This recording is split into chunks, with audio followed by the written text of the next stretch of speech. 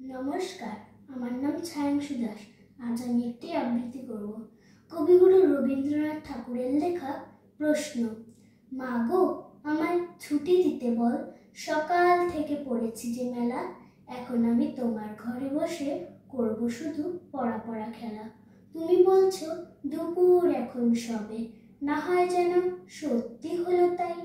একদিনও কি দুপুরবেলা হলে বিকেলগুলো মনে করতে নাই? আমি তো বেশ ভাবতে পারি মনে, সূর্য ডুবে গেছে মাঠের শেষে। বালতি ভরে চুপড়ি ভরে নিয়ে শাক তুলছে পুকুর ধারে এসে। আধার হলো মাদার গাছের তলা, কালি হয়ে এলো দিঘির জল।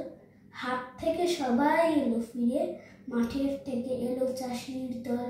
মনে কর না উঠল সাঁঝের তারা, মনে কর না সন্ধে হলো যেন।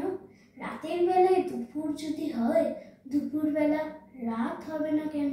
নমস্কার।